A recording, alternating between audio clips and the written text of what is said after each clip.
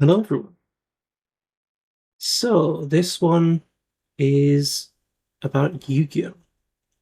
And this one is kind of been a long time coming. I wanted to talk about this for quite a while. I'm going to set up a nose splunge in my chair. Terrible for your back. Let's talk about this. So I have a long history with Yu-Gi-Oh! And it was the big game. Like, it was the big TCG when we were growing up. The other one was Pokemon, and I think maybe Digimon might have been briefly one of them. But Yu-Gi-Oh and Pokemon were the big ones around 2003, 2004, 2005, whatever era. And people were absolutely obsessed with them. So this was an interesting time to be a kid. Thought I'd take my headphones off. It is the hottest day of the year so far. It's like 30 degrees Celsius in this room. Absolutely boiling. Yeah, just not great conditions to record in. Anyway, so Yu-Gi-Oh! Was my first TCG. It was the first one that I got packs for. I think my sister mostly got... She got Pokemon cards and had a binder. And that was what she was mostly into. But she did have some Yu-Gi-Oh cards as well because we used to play. So mostly I played around the Battle City kind of era into GX and around some of 5Ds, I guess. But I was playing a lot of old style, powerful, rampy kind of decks. And if you can call Yu-Gi-Oh decks rampy, I don't think that's an accurate description, really.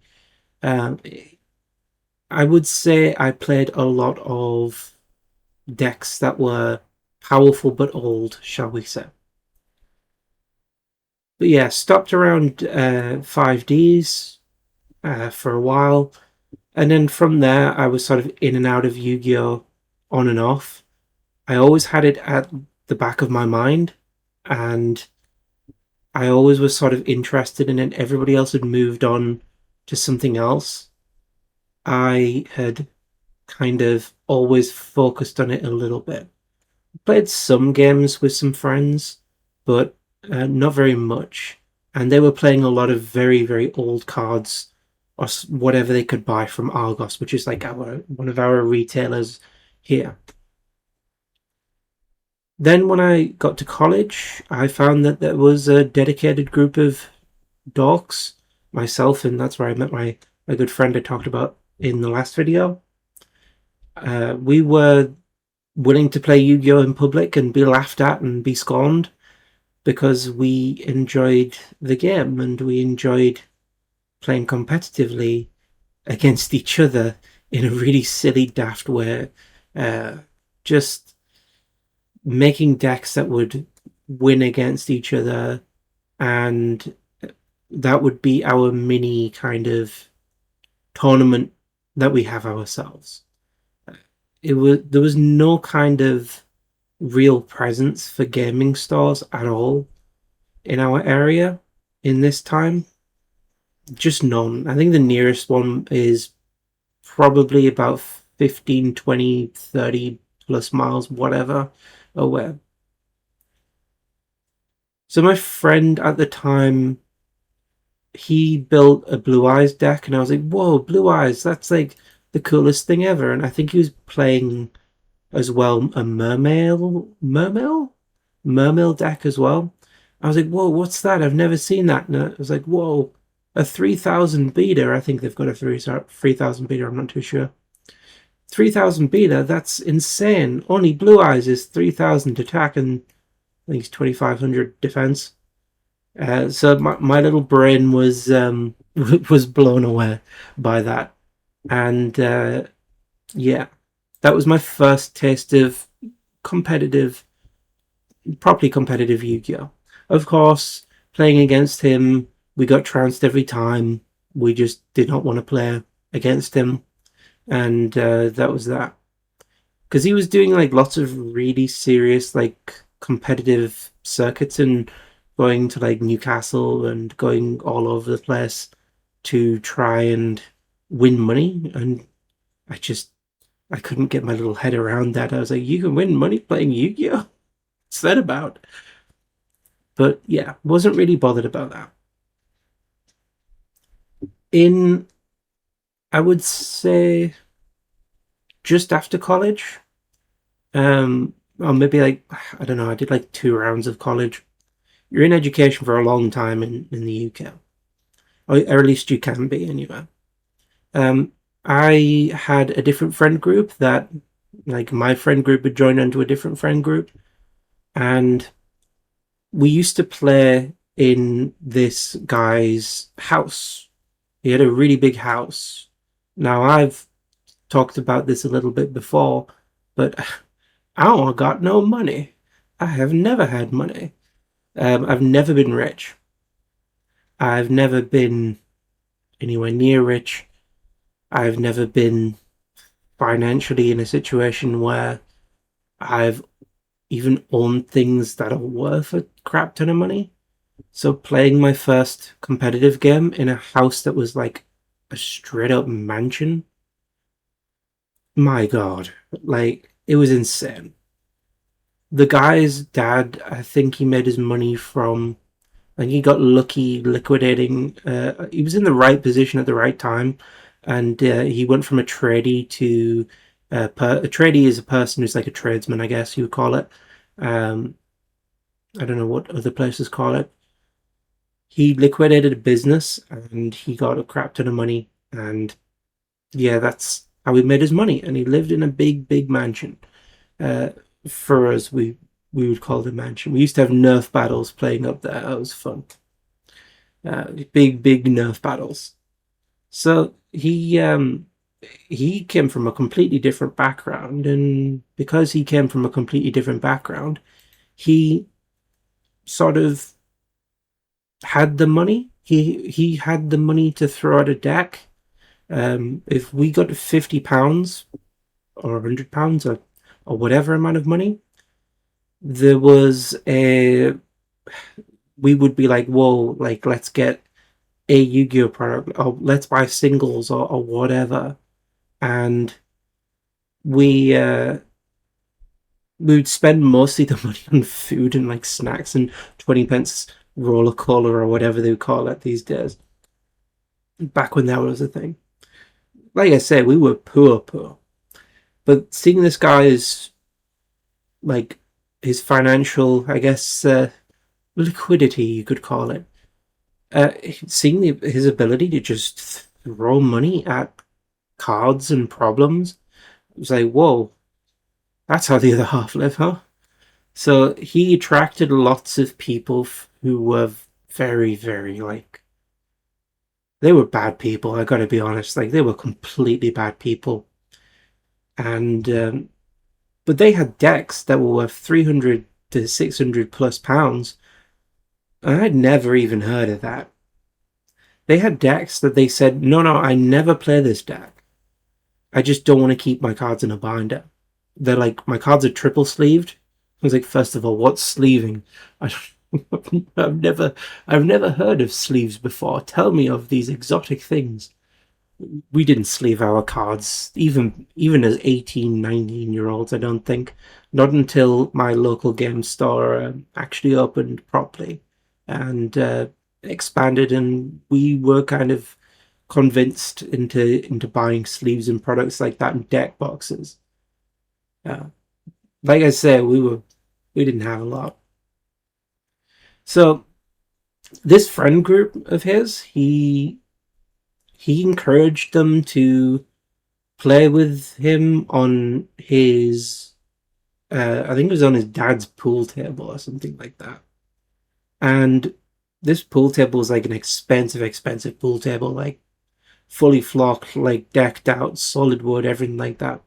And yeah, they used to play there. I used to watch their games, and I used to think, well, that's not the Yu-Gi-Oh that I'm playing. The Yu-Gi-Oh that I'm playing is much more slow-paced, is much more gradual, is much more sort of patient, and they were starting to use terms like response, and I was like, the hell do you mean response? Like, it was a completely alien world to me. But I continued to play, and I played Raccoons. So like Raccoon Pompoko. You can look it up. I'm not putting the cards on the screen for this one. And Agents with Hyperion. I think there's a couple of other decks as well I tried out, but those were the main two different archetypes that I played. After a while, when I saw the writing on the wall that that friend group was no good for anyone, not least of which our poor friend, like, they led him down some pretty crap paths. I won't get into that here, but um, yeah, it just wasn't a great time for him. I left Yu-Gi-Oh for a little while, and the friend group sort of drifted apart. I had a few little games that I played every now and then. And then a locals opened up. This was the first locals that, you know, I'd ever experienced. I think it was around this time or maybe a little bit before. I'd known of the locals, I'd played a couple of times, but this was the first time they'd opened their truly big store, which could house many, many different kinds of games and things like that. This local soured so quickly, it was unbelievable. Now, when a local sours, it's a really, really sad thing.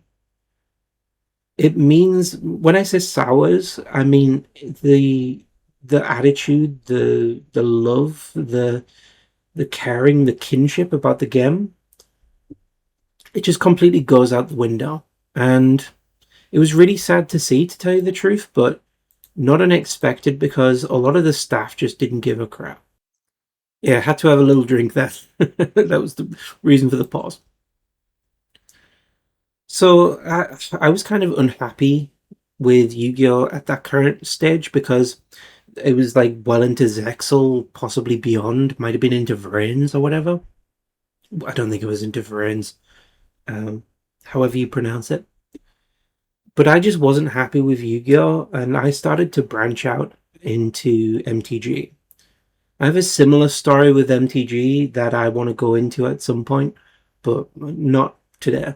MTG was like my first game that I branched out from Yu-Gi-Oh and thought, oh crap, there is other stuff out there that I can like enjoy, I can play, I can teach others how to play. And other than the Pokemon TCG, which I'd kind of played on and off, in that time I'd sort of never really considered playing it, like playing anything else other than Yu-Gi-Oh. But MTG was like a big eye opener for me. I started playing all sorts. I started playing like Warhammer again. Warhammer's another one I can do a video idea on, discussing my like complicated relationship with Warhammer. But overall, like all through my life, since being like 6 or something, maybe 5 or 6, or however the timeline lines up. Maybe I was a bit older. I'm not sure. Ever since like getting my first card, and I remember what my first card was. It was Seven Colored Fish. I remember that specifically. Not a particularly good card, but not a terrible card, I guess. Ever since then, like I getting my first card and be like, whoa, I've got a real Yu-Gi-Oh card. I can't believe it. Because again, we had no money. We were very poor. I'd always loved Yu-Gi-Oh. The best Christmas for me, I think it was either Christmas or my birthday, was getting the Yugi and Kaiba decks. And oh, I had no idea how to play. I didn't have the patience to play it. I just admired the Blue Eyes White Dragon so much. And the original Dark Magician it's still chef's kiss. So let's move a little bit. Let's move on to my nostalgia, identity, and I guess emotional connection with the game. So like, let's get it out the way. I'm a bit of a Yugi boomer, and we get a bad rap, but I don't give a crap because we were here before all of you. Like we were the pioneers. We're the reason you get to play the game. So show some goddamn respect, damn you. Like seriously, genuinely, that we were there first. So I don't get why people just hate us. I think it's because we're essentially seen as like, oh, we are the whales, but we're not the ones buying the meta every time it changes, are we? Anyway, rant over. I stepped mostly back into this game in a very big way with Dark Side of Dimensions. Now, I loved it. I loved the cubics. I loved lots of the cards that were there, and we got some rarities that were completely unseen to us, and at least seen to my friend group. We got like access to like some really pretty cards and like stuff for the binder, and that changed a lot of things, and it did make me want to play a little bit more competitively for a while. But overall, we just sort of played whatever cards we had, and if they were shiny, they were shiny, and if they weren't, they weren't. I didn't really care about card value. Card value just wasn't something that I was interested in at all. People around me, like when I was playing at my rich friend's house, uh, they were like trading cards. They were like, "Oh, I'll buy this for 50 quid." And I'm like, "That's a piece of cardboard, my dude. That's not worth £50." Just sort of looking around and going, "What are you guys doing? This is like unheard of, completely unheard of to me." But yeah, owning Egyptian god cards myself, unfortunately not the original printing of the Egyptian god cards. That doesn't matter too much really. They're all the same. Even like really cheap versions of it satisfy something deep within me. I always wanted the Egyptian god cards, and I always wanted like a playable version of them. Yeah, they're terrible. Like they're pretty bad compared to like a lot of other cards today, which have like technical, support cards and all of this. And I guess you've got the Ra Sphere mode and things like that. But overall, like just owning some of these classic pieces of Yu-Gi-Oh history, Dark Magicians, Blue Eyes White Dragon, even Stardust Dragon, synchros, as I'll get onto in a little while, synchros were never my thing for a long time. But I loved Stardust Dragon. I was like, that is the coolest thing. I'm more to the point my brain was thinking, like, how the hell is Stardust Dragon not part of the alien archetype? If you know the alien archetype, they are fun. Terrible, need a lot of support. No offense to the alien guys. You need a lot of support. Like Konami needs to step up their support for the alien guys. But yeah, that was my main question. I was like, how is he not an alien? So I love lots and lots of these cards just as pieces of history, just as pieces of like snapshots. What's another one? Black Rose Dragon. Black Rose Dragon I absolutely love because I'm like, this is such a Yu-Gi-Oh card. But yeah, overall, like I love Yu-Gi-Oh as a comfort game. When I think back to those original games, when I think back to those original times with whoever I was playing with at the time, I get a lot of nostalgia. I have a lot of love and appreciation for those times. And for the old decks, the original Joy deck, yeah, Fish Tank's gone off. It's on a timer. The original decks, the Joy deck, the Kaiba deck, especially the Pegasus deck, to this day, I love the Pegasus deck. I really wish they would reprint the original decks. But yeah, it feels like going back to a part of your life that you otherwise couldn't go back to. So yeah, like I'm a Yu-Gi boomer, but I'm not opposed to playing some of the newer stuff. But I just don't like a lot of it, to tell you the truth. Like some of it's like too over the top in terms of pacing.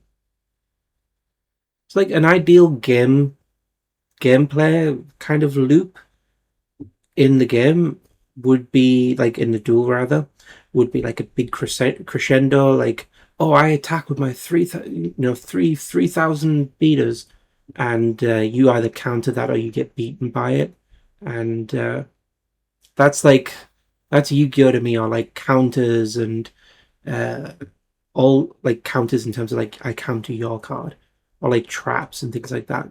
Even hand traps. Hand traps are fine, but I don't like a lot of the lockout stuff. I don't like a lot of the deck lockdown stuff. I don't like a lot of the insanely hard to get over stuff. It's never been, it's never sat right with me. So I learn a lot through playing and experimenting and losing a lot and maybe sometimes winning. But overall, I enjoy playing the game. I enjoy learning things. And when the game is like over like that, what's the point?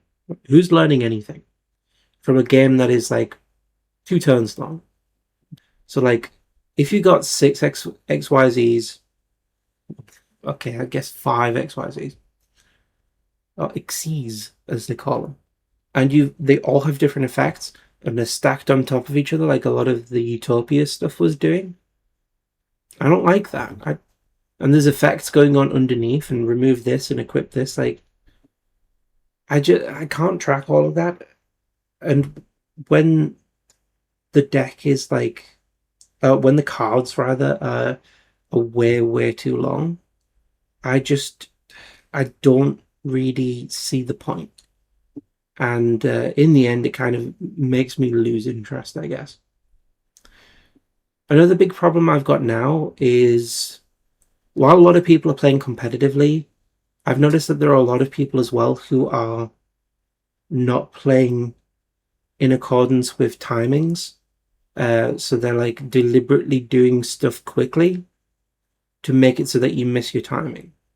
And I at first thought that was my fault. I thought I was playing slow. It's actually just scumbags, let's be honest. It's just people who are playing in a really scummy way. It used to happen all the time back in the day. It still happens now. Doesn't matter the generation, doesn't matter how old you are, doesn't matter what cards you're playing or what color of cards you're playing. It just is always going to be a thing, I think, and you have to call it out. And you have to call it out in your community, otherwise, ultimately, it's going to become rampant. And new players, especially if there are any new Yu-Gi-Oh players, that's a thing for another day. They are going to question whether, well, they're not going to be able to question actually whether or not it is valid to play that way. So I've got a kind of complicated relationship with modern Yu-Gi-Oh. I'm really frustrated with power creep. Like, it will get to a point where the game is very over the top with how intense the power creep is. And that, again, that's the thing that's difficult to deal with, because it means that your deck, no matter what deck that you're building, has to work in a way that is able to counter or at least keep up with the decks that other people are playing. And it means that your deck very quickly becomes unoptimized. Like, fine example, apologies for the burp if you heard that. Fine example, my agents deck, it got to the point where people were saying, your agents just suck. You need to start playing, what was it? Heralds. You need to start playing Heralds. Heralds have a completely different play style. Yeah, they're fairy. Yeah, they're light. I think most of them are light. But they're not agents. They're not why I'm playing the game. And there's a lot of opinions about how decks should be played, and I don't care for it. It doesn't interest me. Meta over time has been a big problem as well. Meta changes constantly, obviously. What is popular, what is big, changes all of the time. And new archetypes are constantly flowing through the game. And that's good. That's a sign of consistent reinvention. But I would say there's a lot of things that kind of make me worry about this game. It's feeling less and less like the original version of Yu-Gi-Oh that I used to play, and more like a new game altogether. And people love that. people are like, oh yeah, well, it's modern times. We've got to move on, get away from all that Yu-Gi Boomer crap. Fine, okay, but don't call it Yu-Gi-Oh. Like, it's just kind of, it's crazy to the point where, like, you show a lot of this stuff to a Yu-Gi-Oh player, they'll go, that's a non-Yu-Gi-Oh player, sorry, and you don't tell them it's Yu-Gi-Oh, so you strip away all identifiable elements like the card backs and everything. They will say that's Weiss Schwarz, right? That's that new-ish card game. See, that's how old I am. Weiss Schwarz to me is the new kid on the block. It's not. It's been here for years. Pendulums, I hate them. I rejected them. The community rejected them mostly, so they're not even a problem anymore. I'm very glad that I don't have to deal with them. In general, like, I guess as a Yu-Gi Boomer, I fit the mold quite well. I have a really slow acceptance of new mechanics. So I resisted synchros and XYZs for a very, very long time, and eventually accepted most of them. Some XYZs, I'm still just sort of like, oh, why? Why did they add this into the game? I'm looking at a lot of like modern meta decks, and a lot of them are really gross. I think the last one that I loved was Yummy or Yumi, I guess. Yummy, I think it's pronounced. The claw machine guys. I loved them.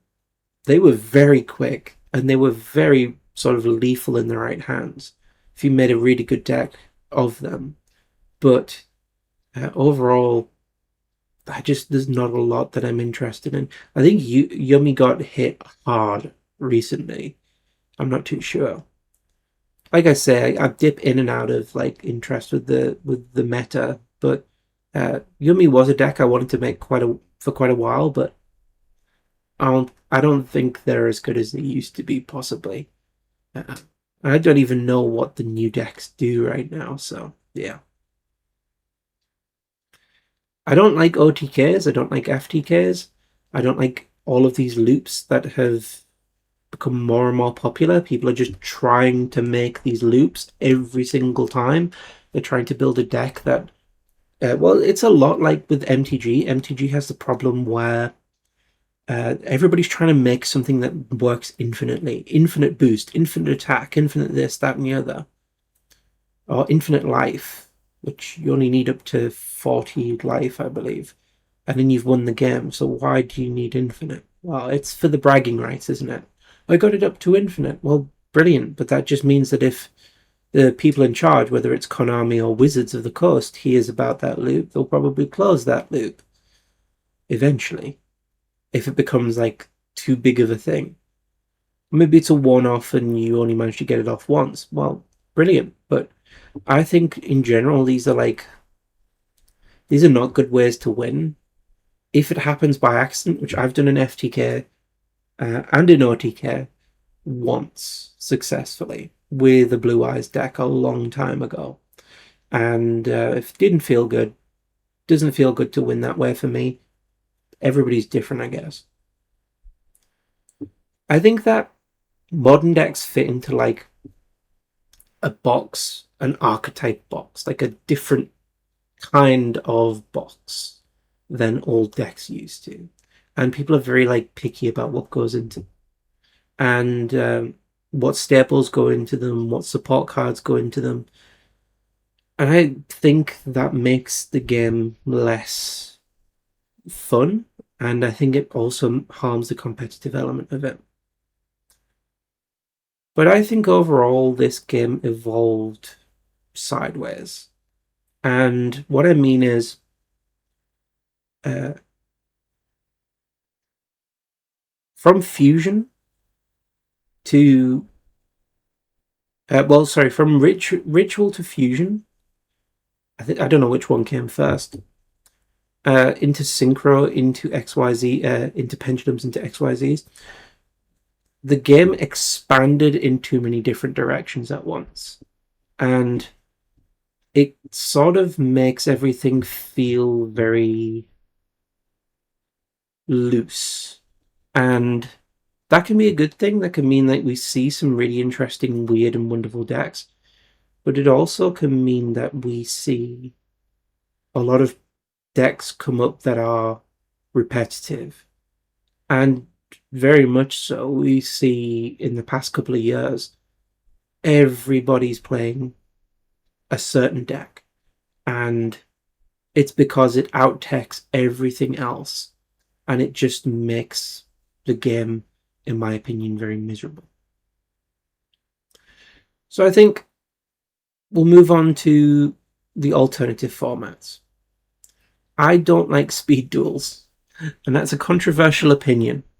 Oh, slouching again. Terrible for your back, especially as you get older. Speed duels is really disappointing to me. It's not as nostalgic to me as it is to a lot of other people. It's very tick boxy. It's like, oh yeah, we did the Jaden one, we did the Kaiba one, we did this one or that one. It's just kind of like, I don't know, it's very weird. And oh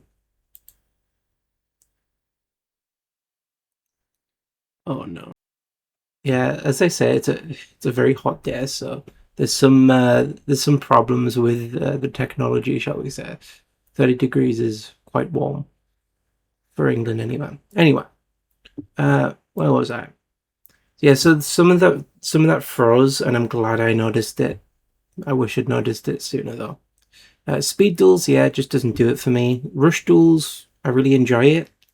I enjoy the appearance of it. Enjoy how there's so many callbacks to like classic stuff. There's that weird card that is you build it out of 5 pieces and it creates a really cool, weird and wonderful card.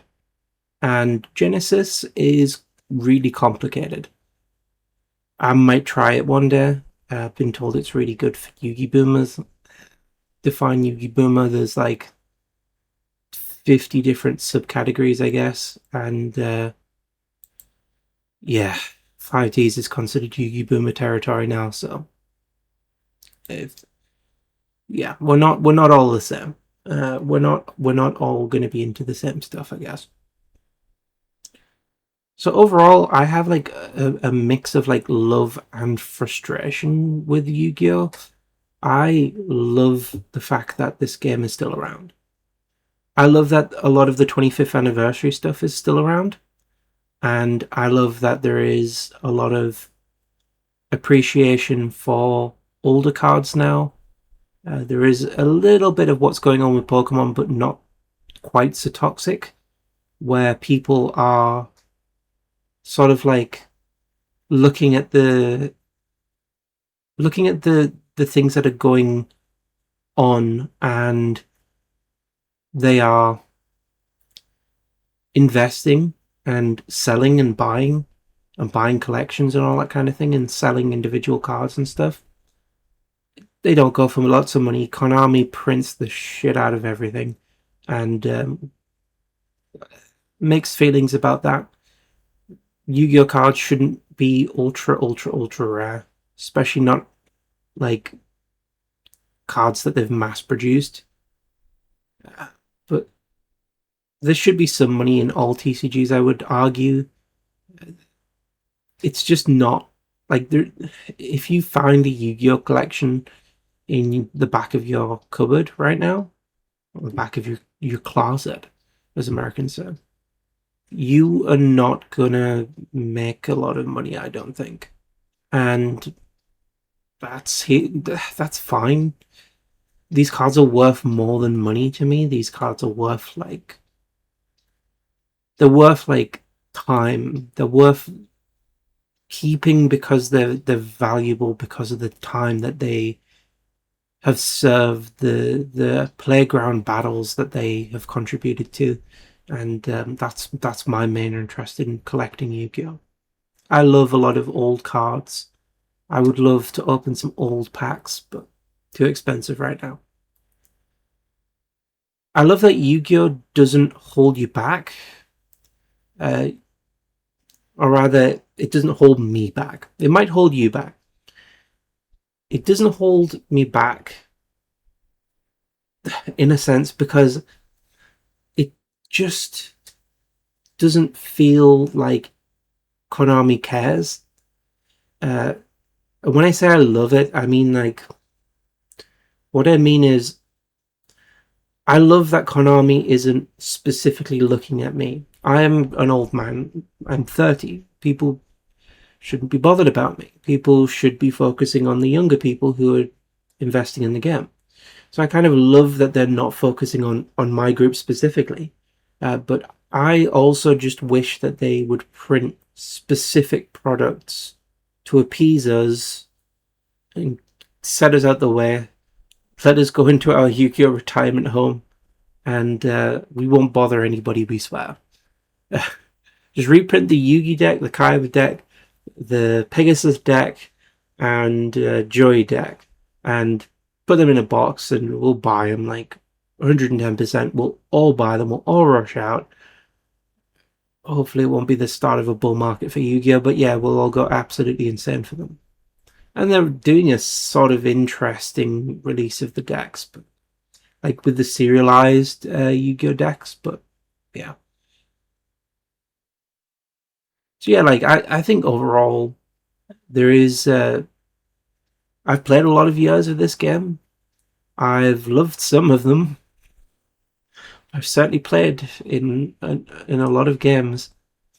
I'm still watching the game change and evolve, and if there's ever a format that I'm like, oh wow, that seems really fun to jump in and play, and then like Forbidden Lance and all of these other cards. Forbidden Lance isn't even probably a popular card. All of these different cards that used to be worth so much money, they've been reprinted and reprinted and reprinted, and now you can get a really competitive deck for quite cheap, I think. At least the staples of it.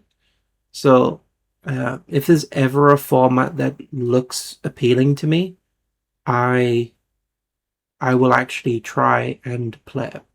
But yeah, I have, as I say, a really complicated relationship with Yu-Gi-Oh! And it's fine to have a really complicated relationship with card games and video games and all of these things. There are lots of video games that I love-hate. There are lots of card games I love-hate. There are lots of different things that I can appreciate as a thing, but don't necessarily ever want to play again or enjoy. Yu-Gi-Oh! Is not one of those. Yu-Gi-Oh! Is one of those that I absolutely adore, and I want to see it do well. But when I look back on my time playing the game, I don't recognize what I see. It's like an old friend who's completely changed. When you saw them last time, they were hippy-dippy, and next time you see them, they're corporate. Like, that's kind of how it feels. Obviously not the corporate thing, but they're different now. And it kind of hurts a bit. Really does kind of hurt, like right in here. But I know that I can't be appealed to forever. I am in the Yugi Boomer retirement home.